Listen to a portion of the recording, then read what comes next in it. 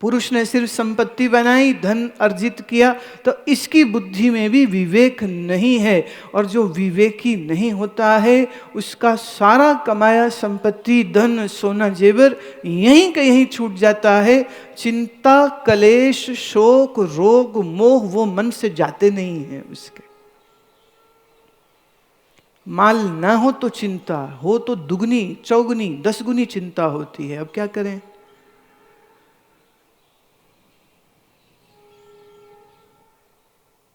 मीराबाई जी कहती हैं, महारानी थी, धन था, स्वर्ण था, हीरे मोती माणिक थे, लदी हुई थी मैं जेवरों से, पर मन में पीड़ा थी, मन में दुख था, दास्ता थी। और अब जब फकीरी धारण कर ली है मैंने, सोना नहीं, जेवर नहीं, हाथी नहीं, घोड़ा नहीं, पैदल पैदल चलती हूँ, मालूम नहीं, ठिकाना नहीं, कहाँ सोऊंगी, कहाँ खाऊंगी, कहाँ पड़ूंगी। तो कहती है, कोई दिन न खा जान, कोई दिन न लाडो, कोई दिन न भूखो में भूखा जी। किसी दिन खाने को तो काजू मिल जाते हैं, किसी दिन खाने को लाडवा भी मिल जाएगा, और फिर किसी दिन खाली भूखे पेट सोना पड़ता है। कोई दिन ढोलिया, कोई दिन तलाई, किसी दिन तो फकीर हो गई हूँ, चलती फिरती हूँ तो कहीं विश्राम करती हूँ तो कहीं तो कोई तलाई मिल जाती है, ढोलिया मिल जाता है, रजाई भी मिल जाती है। और फिर किसी दिन कुछ भी नहीं मिलता है, कोई दिन भूमि पर लौटना जी, और बस जमीन पे ही सो जाओ। कोई दिन हाथी न, कोई दिन घोड़ा, कोई दिन पैदल चलना जी। किसी दिन तो मुझे देख के, मेरा जोगिया बेस देख करके कोई हाथी वाला कह देता है कि बैठो देवी, तो मैं आराम से बैठ जाती हूँ। कोई घोड़े की सवारी मिल जाए तो घोड़े पे बैठ जाती हूँ।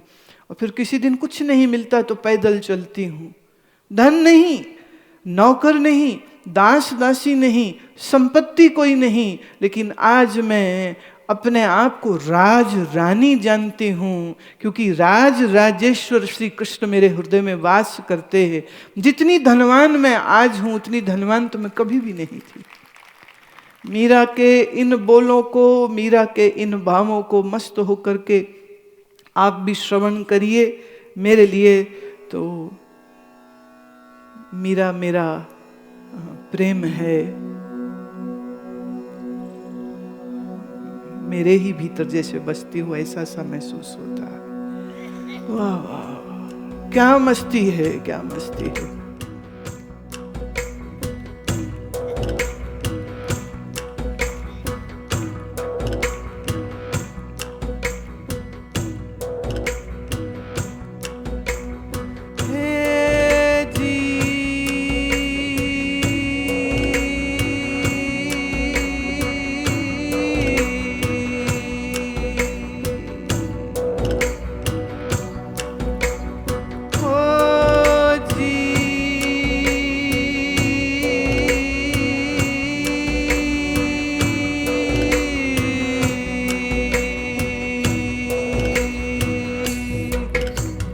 करना फकीरी फिर क्या दिलगिरी, करना फकीरी फिर क्या दिलगिरी, करना फकीरी फिर क्या दिलगिरी, करना फकीरी फिर क्या दिलगिरी, करना फकीरी फिर क्या दिलगिरी, करना फकीरी फिर क्या दिलगिरी। सदा मगन में रहना जी, सदा मगन में रहना जी, करना फकीरी फिर क्या दिलगिरी, करना फकीरी फिर क्या दिलगिरी।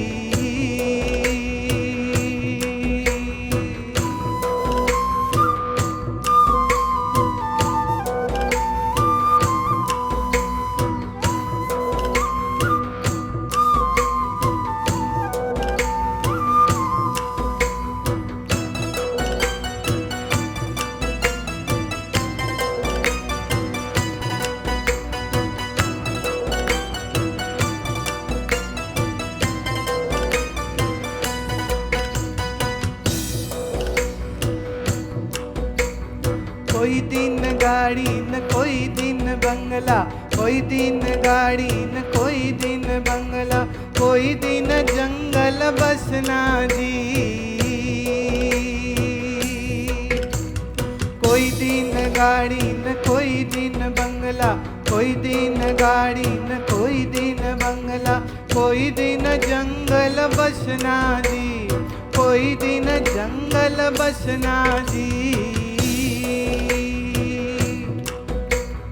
करना फकीरी फिर क्या दिलगिरी, करना फकीरी फिर क्या दिलगिरी, सदा मगन में रहना जी, सदा सदा मगन में रहना जी, सदा मगन में रहना जी। ए करना फकीरी फिर क्या दिलगिरी, करना फकीरी फिर क्या दिलगिरी।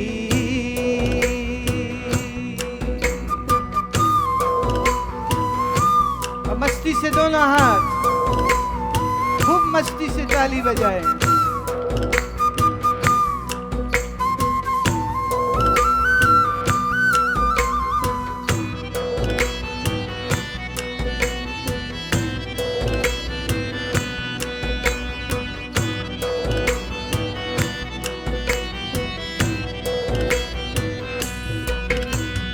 कोई दिन हाथी न कोई दिन घोड़ा, कोई दिन हाथी न कोई दिन घोड़ा, कोई दिन पैदल चलना जी, कोई दिन पैदल चलना जी।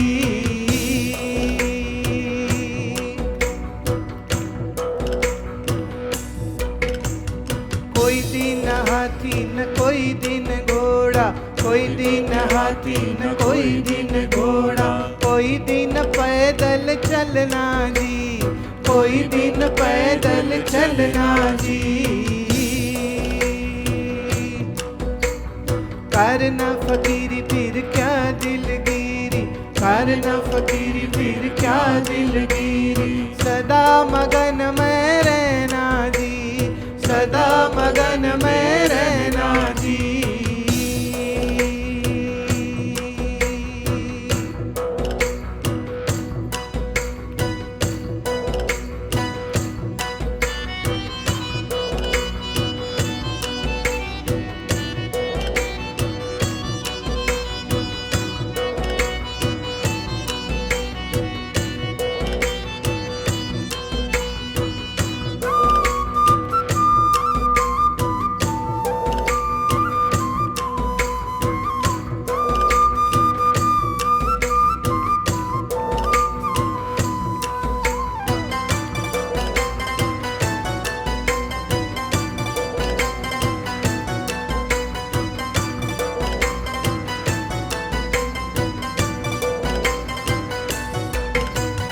कोई दिन खाजान कोई दिन लाडो, कोई दिन खाजान कोई दिन लाडो, कोई दिन फाकम फाका जी, कोई दिन फाकम फाका जी।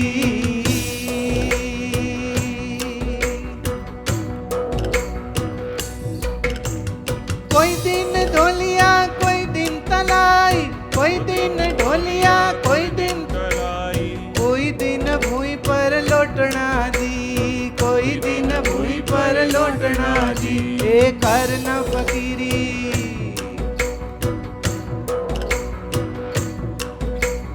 करना फकीरी फिर क्या दिलगिरी, करना फकीरी फिर क्या दिलगिरी, सदा मगन में रहना जी, सदा मगन में रहना जी।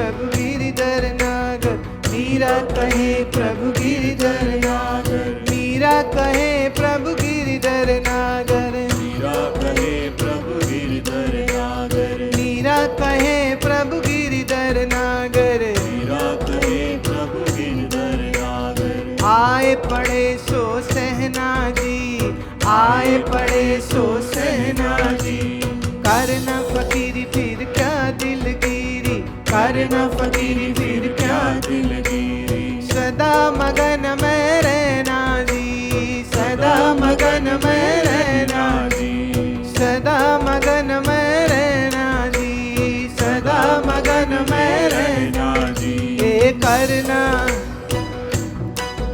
ए करना, ए करना, ए करना। संपत्ति तो यहीं बनती है, यहीं मिट जाती है, थोड़े से व्यर्थ अभिमान को जन्म देती है, व्यर्थ अहंकार को जन्म देती है, हमने कुछ प्राप्त कर लिया ऐसी देती है भाव।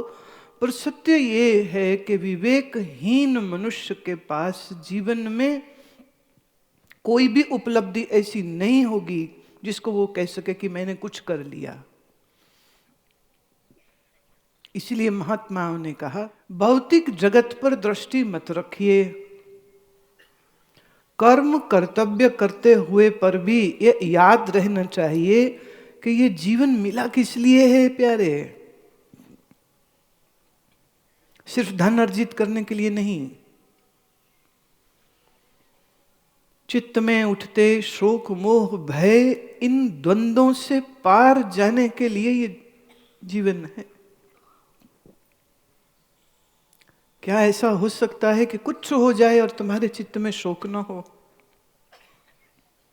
अभी सब कुछ ठीक ठाक चलता है तो चित्त में खुशी, पर कुछ गड़बड़ हो जाए तो फिर क्या करेंगे?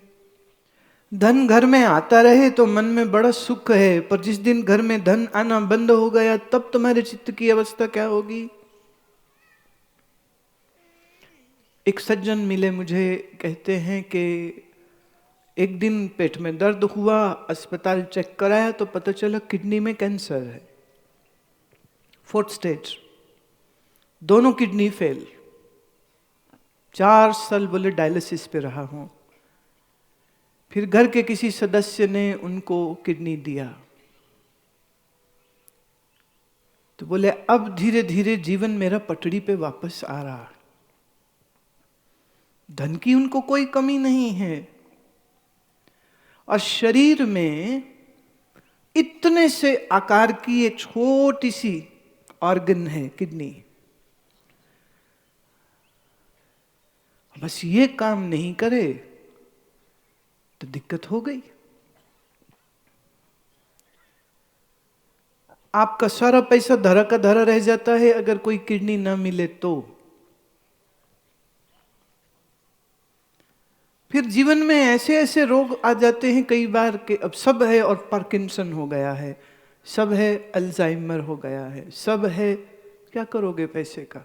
श्री कृष्ण कहते हैं गीता में, प्रभु ने कहा, भोगैश्वर्य प्रसक्तानां तया पहत चेतसां व्यवसायात्मिका बुद्धि समाधो न विधीयते। जिसका अंतःकरण हमेशा भोग में लगा रहता है, जिसका मन हर लिया है भोगों ने, जिसका चित्त खिंच गया है भोगों की ओर, वो भोग और ऐश्वर्य में इतना आसक्त है, इतना बेहोश है कि उसको बुद्धि में ईश्वर स्मरण का ध्यान भी नहीं होता है। देखिए यहां भगवान ने कहा है बुद्धि में स्मरण, शब्द को पकड़िएगा, बुद्धि समाधौ न विधीयते, बुद्धि में ईश्वर स्मरण नहीं होता। अब मैं बहुत कड़वी बात कहने लगी हूं, तीर छोड़ने से पहले शूरवीर सावधान कर देते हैं, तो वही करने लगी हूं, सावधान कर रही हूं कि तीर लगी हूं छोड़ने। सेठों ने अपने घरों कारखानों में मंदिर बनवा लिए होते हैं, उन कारखानों के अंदर बने हुए मंदिर में जैसे और कर्मचारी रखे जाते हैं ना, गार्ड है, दरबान है, सिक्योरिटी वाला, मशीनिस्ट है, इंजीनियर है, ये है वो है, एक एमबीए रखा है, एक मैनेजर रखा है, ऐसे ही फिर एक पंडित भी रखा होता। मशीनिस्ट का काम है मशीन को चलाना, पंडित का काम है मंदिर के अंदर आरती पूजा भोग इस सब की चिंता व्यवस्था करना, उसका काम है। सेठ बेईमानी करने में मस्त है, पंडित जी को लगा रखा है। दिन में एक समय वो आ जावे तो आ जाए, नहीं तो पंडित जी थाली लिए लिए साहब के ऑफिस में पहुंच जाते, साहब प्रसाद तो ले लो। पागल आदमी भाग यहाँ से, तुम बाहर बैठो, उसको ब्राह्मण है तो बाहर बैठाओ उसको, बिजी हूं मैं अभी, मेरे फॉरेन के डेलीगेट्स आ रखे, प्रसाद बाद में। ब्राह्मण है कि नौकर है? अब वो गरीब आदमी ने तनख्वाह लेनी है तो साहब की गाली भी खा लेता है। एक तरफ कहेगा ब्राह्मण देवता, एकदम ब्राह्मण पूज्य, और दूसरी तरफ वो बैठा थाली लेके खड़े, वो डेलीगेट की मीटिंग से फ्री होता है तो अच्छा चलो प्रसाद दे दो। धनाढ़ है, पंडित घर में रखा है, दिन में रोज एक बार सुबह सुबह यज्ञ करता है, यज्ञ भी लक्ष्मी वाला करता।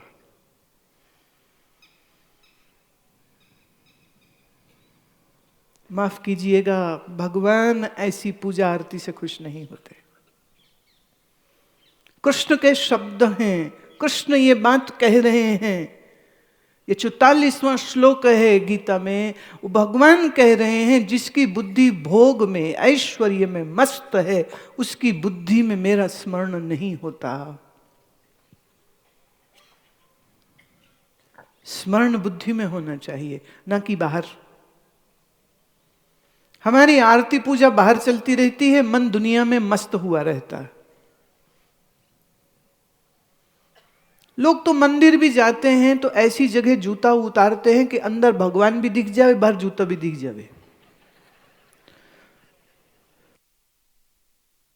भगवान तो कहीं भागे नहीं जा रहे, मूर्ति तो जहां खड़ी वहीं की वहीं खड़ी रहेगी, जूता जा सकता है, उसकी संभावना है। इसीलिए कई लोग मंदिर में जाते हैं कुछ और पहन के, वापिस आते हैं कुछ और पहन के, और कई बार तो नंगे पांव आना पड़ता है, गाली देते आते, सब चोर आते मंदिर में, सब चोर आते, भाई साहब तुम भी वहीं से आ रहे हो।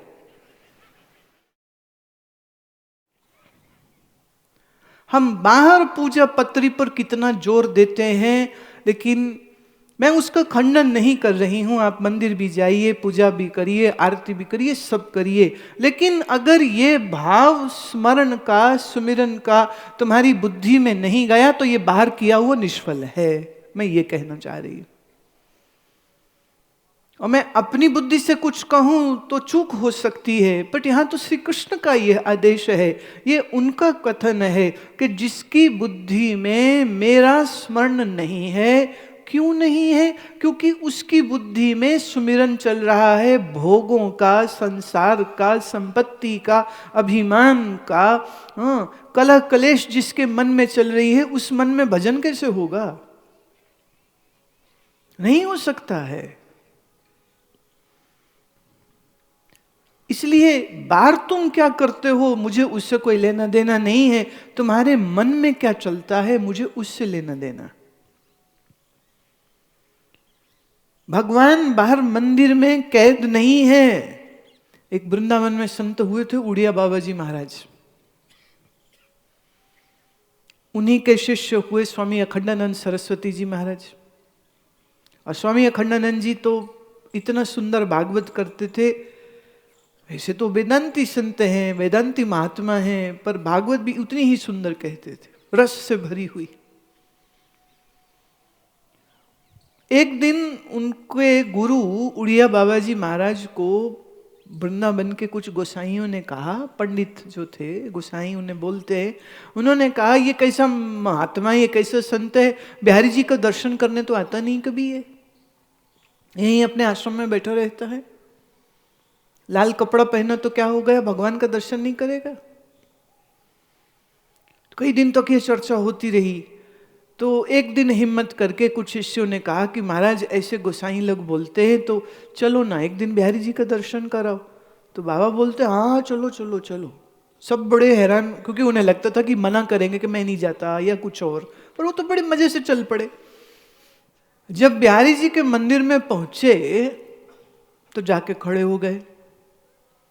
तो एक ने कहा ये कैसे हैं, ठूठ की तरह खड़े हो गए, हाथ नहीं जोड़ रहे, प्रणाम नहीं कर रहे, ये कैसे दर्शन करने आए हैं? तो बाबा जी मंदिर में खड़े हुए क्या बोले? कहते दर्शन देने आया हूं, ये चल के आ नहीं सकता मुझ तक, मैं आ सकता हूं, इसलिए मैं चल के आया हूं इस तक, तो ये दर्शन कर ले मेरे, आ गया मैं। कई लोग बहुत गुस्सा हो गए ये बात सुन के, ऐसे कैसे कह सकते हो तुम? अरे स्वामी जी ये क्या बोल रहे हो तुम? तो बाबा हंस के कहते हैं ये तेरी सरकार ही तो बोलती है। कृष्ण को वहां सरकार भी बोलते हैं। बोले ये तुम्हारी सरकार ही तो बोलती ना, यो माम पश्यति सर्वत्र, मैं सर्वत्र हूं। तो जो सर्वत्र है वो इस उड़िया बाबा में नहीं है। बोले है। बोले उस मूर्ति में नहीं है। बोले वहां तो पक्का है। कहले चलो ठीक, वहां भी है यहां भी है, पर वहां उसका देह जड़ है, यहां उसका देह चेतन है। वो वाला चल नहीं सकता, ये देह चल सकता है। तो दर्शन करने नहीं आया, जड़ चेतन के दर्शन थोड़ी करेगा।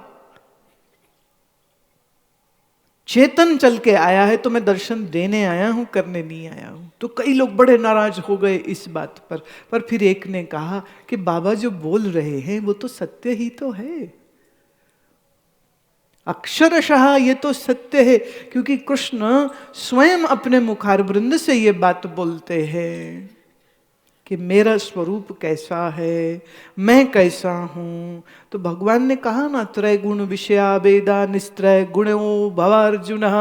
ये त्रय गुण से बनी हुई सारी सृष्टि में निर्द्वंदो नित्यम सत्वस्तो निर्योग क्षेम आत्मवान, मैं ही आत्मस्वरूप हूं जो निर्योग होकर के बैठा हूं। मैं ही आत्मस्वरूप सबके हृदय में वेद होकर के, ज्ञान होकर के बैठा हूं। भगवान कहां? ज्ञानी कहता है मेरे अनुभव में, भक्त कहता है मेरे हृदय में। मीरा भक्त मार्ग की हैं, तो मीरा के लिए कृष्ण कहां? वो कहती मेरे हृदय में। बच्ची थी, जब तक छोटी थी तब तक जिद करती थी जाऊंगी मंदिर, जाऊंगी, तो बड़े लाड लडाती थी। कभी उसको श्रृंगार करती, कभी उसको फूल चढ़ाती, कभी भोग लगाती। और फिर जब शादी हो गई राजपूतों के यहाँ, तो उसको राजपूतिया पगड़ी भी पहना दी थी। कहती अब तो यहाँ आ गए हो, अब तुम बांके बिहारी वृंदावन वाले नहीं रहे, अब तो तुम राणा साहब हो गए हो, तो पगड़ी पहनो अब तुम भी। तो कृष्ण को पगड़ी पहनाती है। सब लाड लडाए उसने, भाव से प्रेम से नाची गाई कृष्ण के प्रेम में। इसको कहते हैं कृष्ण उसके हृदय में थे, पर प्रेम बन के प्रकट हो रहे थे। पर फिर मिले गुरुदेव, तो गुरुदेव ने फिर सिखाया मीरा, कृष्ण सिर्फ बाहर ही नहीं, सिर्फ मूर्ति में ही नहीं, वे तो चराचर जगत में है, सर्वत्र है, व्याप्त है। हाँ, और तेरे में है, तुझी में है। परिपक्व अवस्था में मीरा का मूर्ति का हठ चला गया था। ये बहुत लोग नहीं जानते। उसका मूर्ति का हठ चला गया था। क्यों? अब तो सगरो भूमि गोपाल की, गोपाल हमारो साईं। ये तो सारा जगत उसी का मूर्त स्वरूप है।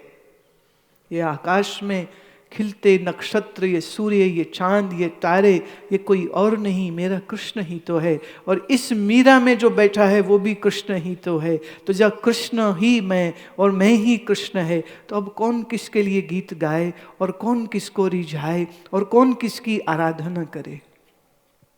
पूर्ण अवस्था में वो कृष्णमयी हो गई। कृष्ण स्वरूपा हो गई।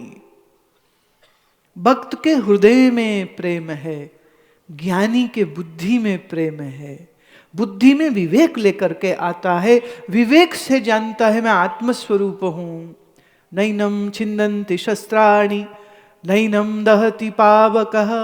आग मुझे जला नहीं सकती है, शस्त्र मुझे छेद नहीं कर सकते हैं। मैं देह हूं कहां, मैं शरीर हूं कहां। न चैनम क्लेदन्त्यापो न शोष्यति मारुतः। ये हवा मुझे सुखा नहीं सकती है, ये पानी मुझे गीला नहीं कर सकता है। मैं तो आत्मस्वरूप हूं, मैं देह कहां। यह है विवेक। इस विवेक को प्राप्त किया तो समझो मानव जन्म का सार्थक उपयोग हो गया। सिर्फ धन कमाया, जेवर कमाया, संपत्ति कमाई तो जानिए आप में और फिर पशु में कोई फर्क नहीं रह गया। बस फर्क इतना था कि तुम परमात्मा को प्राप्त कर सकते थे और पशु नहीं कर सकता था, और तुमने मनुष्य होके भी परमात्मा प्राप्त नहीं किया और पशु की तरह जी करके मर गए। तो हानि तुम्हारी, नुकसान इसमें तुम्हारा है, पशु का कोई नुकसान नहीं है इसमें। पशु था, पशु है, पशु रहेगा, पर मनुष्य तो कुछ और हो सकता है। कल मैंने थोड़ी प्राणायाम की बात करी थी, मंत्र जप की बात करी थी। जो लोग कल हाजिर थे यहां पर उनको सिखाया है। यद्यपि वो कहते हैं जो हमारा चेला बने हम तो उसी को सिखाते हैं, पर मेरी सोच थोड़ी भिन्न है। मैं कहती हूं कि चेला कोई बने ना बने, लेकिन नाम सिमरन का विधि तो सबको बता देना चाहिए खुले में। चाहे कोई कल मेरा चेला होवे नहीं होवे, लेकिन भजन करना आ गया तो बस हमारा काम खत्म। चेला बना के चढ़ावा खाने की रुचि मेरी तो है नहीं, मेरी तो कोई रुचि नहीं है।